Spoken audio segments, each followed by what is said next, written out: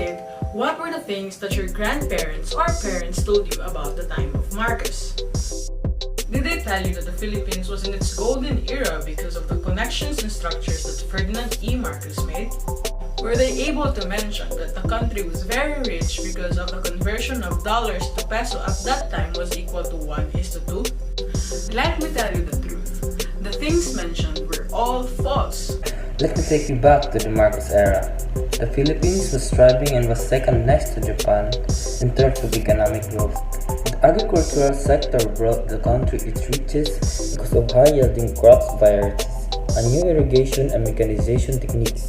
Truly, the golden era was before Marcos stepped in.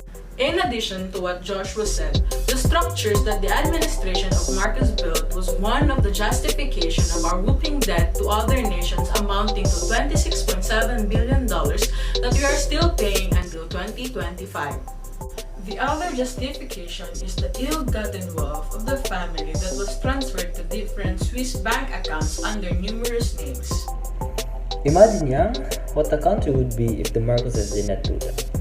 The other thing that is common justification of Marcos loyalists that circulates in different social media platforms is the misleading information that the conversion of dollars to peso was 1:2 during the Marcos era. The truth is that conversion really did happen before 1965, and Ferdinand Marcos became president in 1965. After his term, the conversion to dollars to peso skyrocketed to $1 to 20.46 pesos. If you are part of the generation that did not experience Marcos, these assertions would sound absurd and you might be second-guessing your ability to separate fact from fiction.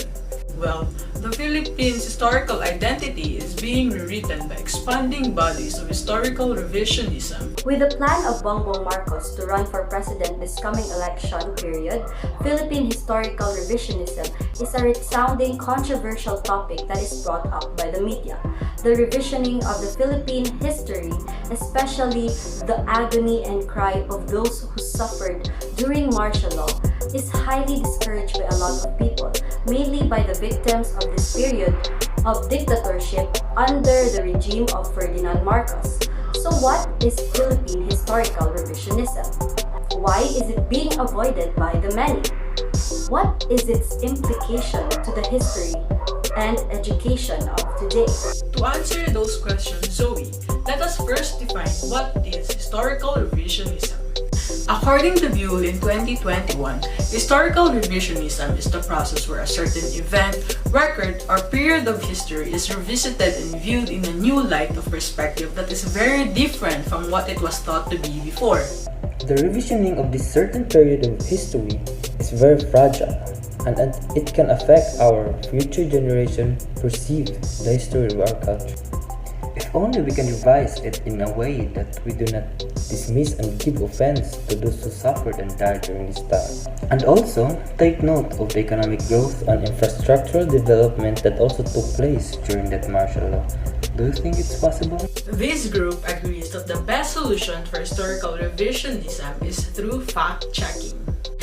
Digging deeper into different reliable sources that can be accessed easily is one form of fact-checking. Today, disinformation continues through negative historical revisionism, especially at this time where political feuds are used to get voters for the upcoming 2022 national elections. What I'm about to tell you is some strategies on fact-checking. Experts say that the key is to exercise what is called click restraint.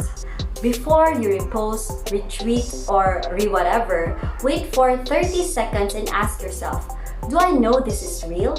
If the answer is no, then don't hit share until you have done some research.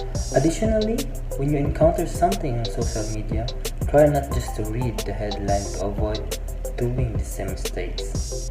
Only 59% of links published in social media get clicked or opened despite the fact that this is where the genuine information is given out. People do not spend time reading or studying what they say or hear to see if they are accurate. and those behind the disinformation profit from it. In line with what Joshua said a while ago, another common mistake that we make is actually the kind of thinking that first means best. Just because a site ends up in the top of the search spot doesn't mean it's the most reliable source. Research shows that teens find data-filled and well-designed sites persuasive, but do not judge something on looks alone.